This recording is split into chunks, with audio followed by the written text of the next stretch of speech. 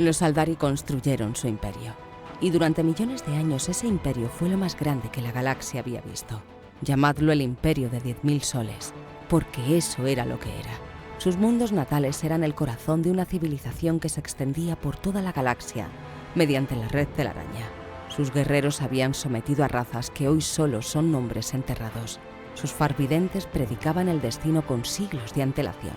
Sus artistas creaban obras que alteraban la mente del espectador. Sus Bone Singers cantaban ciudades desde el Warp. Era una civilización que parecía hecha para durar eternamente y llevaba dentro, desde el principio, la semilla de su final. El problema de vivir miles de años cuando ya lo tienes todo es que el tiempo empieza a pesar de una manera que ninguna raza de vida corta puede comprender.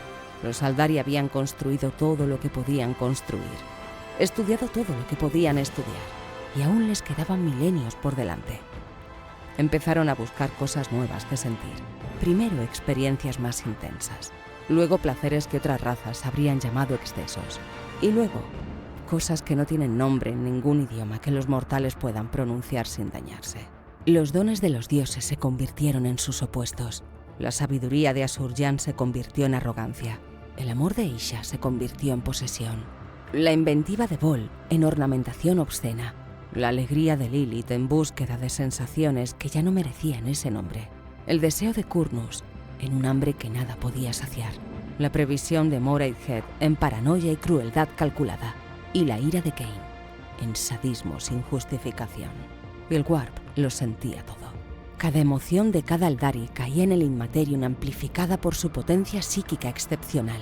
Durante siglos, luego milenios, la energía de una civilización entera entregada al exceso se acumuló en las profundidades del Warp y allí empezó a moverse, a tomar forma, a desarrollar hambre. Los que podían mirar hacia el Inmaterium lo sentían en sus sueños, una presencia que aún no tenía nombre, pero que ya los miraba. Hubo quienes lo vieron venir.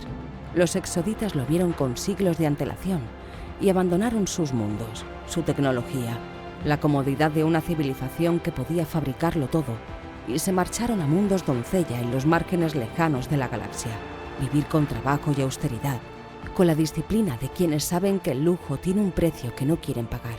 Los demás Aldari los llamaban fanáticos. Serían los únicos sobrevivientes casi intactos.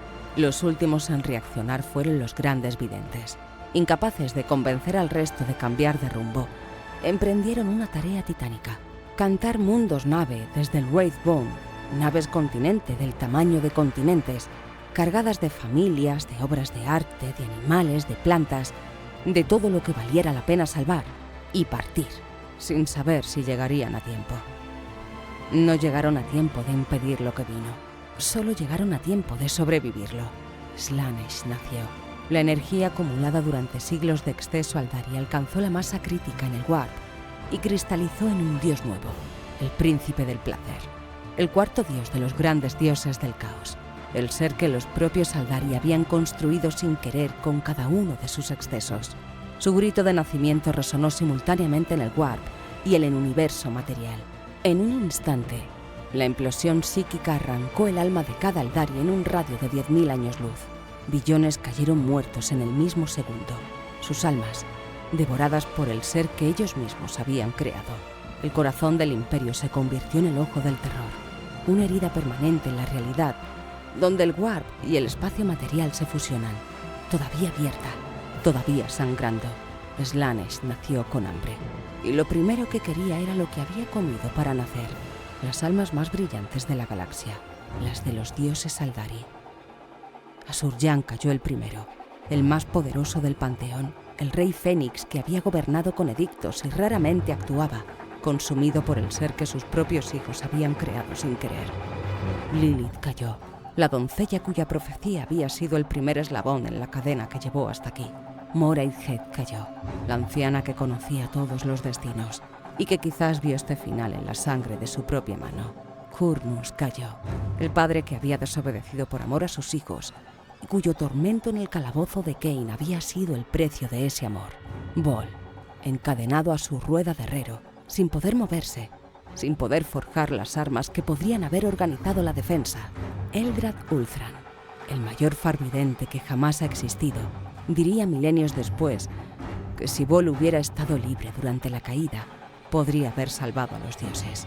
Pero Vol estaba encadenado por haber sido demasiado fiel. Y entonces llegó el turno de Cain. El dios de la guerra no se dejó consumir. Tomó su gran espada y plantó cara a Slaanesh, el único del panteón que lo hizo. El guerrero más poderoso que había existido contra el ser más poderoso que la raza había creado. Ninguno podía destruir al otro.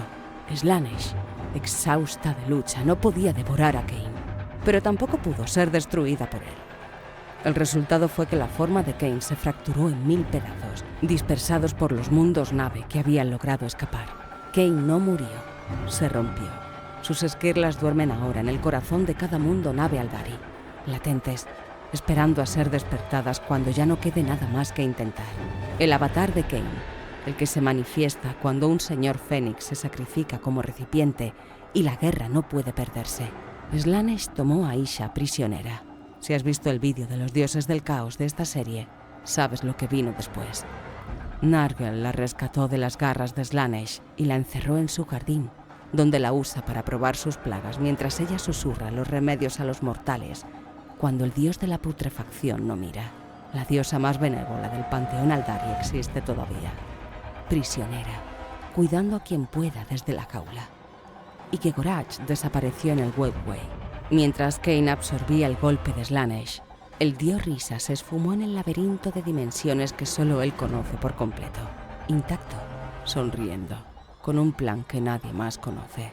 El único dios que sobrevivió completamente fue el que nunca se tomó nada en serio.